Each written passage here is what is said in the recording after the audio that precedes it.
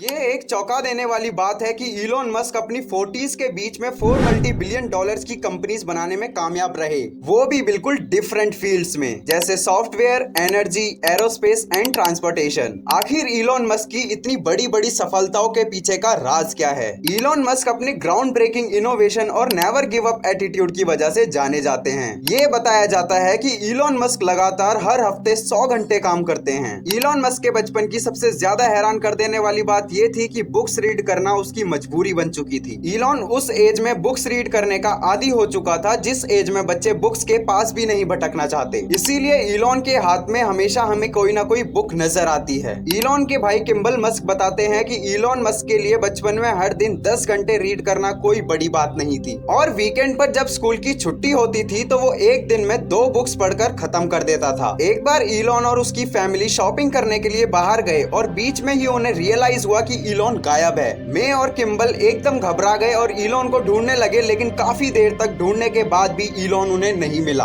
आखिर में जब सभी ने हार मान ली तो किम्बल को वहां पास में एक बुक स्टोर नजर आया। बुक स्टोर में जाकर उन्होंने जो देखा उसे देखकर वो हैरान रह गए। वहां इलोन जमीन पर बैठकर अपने आसपास की चीजों को पूरी तरह से इग्नोर करते हुए बुक को पढ़ रहा था। और जैसे जैसे इलोन बड़ा होता गया तो वो 2 बजे स्कूल के खत्म होने के बाद बुक स्टोर पहुंच जाया करता था और वहां 6 PM तक रहता था, जो उसके पेरेंट्स का काम से घर आने का वक्त होता था। वहाँ इलोन ने फिक्शन बुक्स को सॉल्व करना चालू किया। उसके बाद कॉमिक्स और नॉन फिक्शन टाइटल्स बुक्स को भी सॉल्व किया। इलोन ने बताया कि कभी कभी वो मुझे बुक स्टोर से लात मारकर बाहर भी निकाल देते थे। इलोन ने बताया कि वहाँ उसने the lord of the rings, Isaac Asimov foundation और the moon is a harsh mistress पढ़ी, जो कि इलोन की फेवरेट बन चुकी थी। इलोन ने बताया कि एक टाइम तो ऐसा भी आया जब मैं स्कूल से बुक्स पढ़ने के लिए लाइब्रेरी या नेबरहुड वाले बुक स्टोर में भाग जाया करता था। मैंने लाइब्रेरियन को मेरे लिए बुक्स ऑर्डर करने के लिए कन्विंस भी किया। मैंने एनसाइक्लोपीडिया ब्रिटानिका को रीड करना चालू किया, जो मेरे लिए बहुत ज्यादा हेल्पफुल थी, जो कि हमें रियलाइज कराती है कि we don't know what we don't know, मतलब हम वो नहीं जानते जो हम नहीं जानते।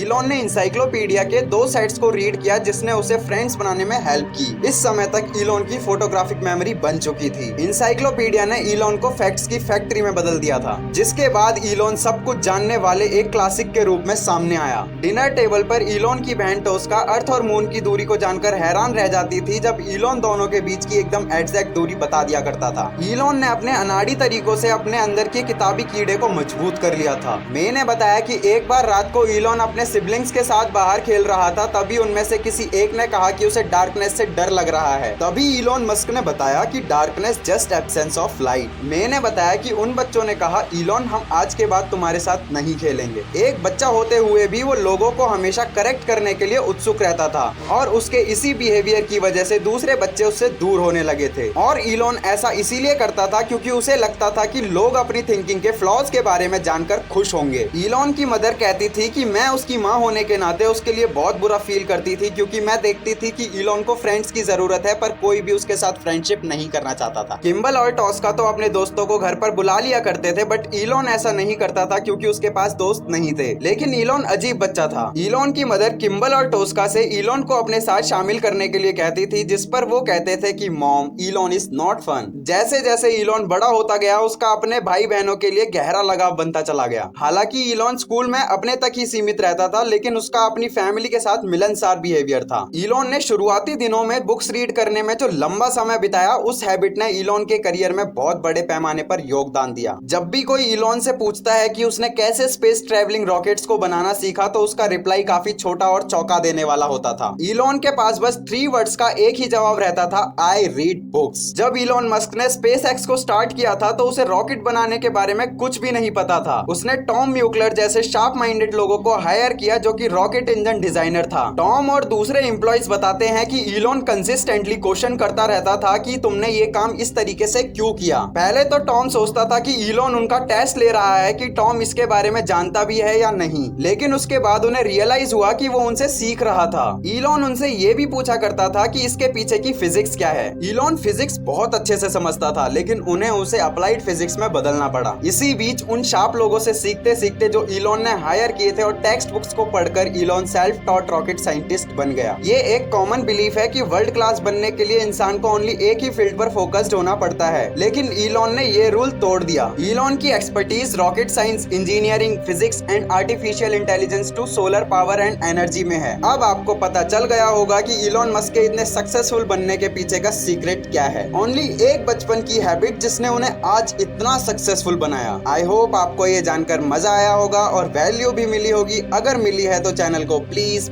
सब्सक्राइब कर लेना।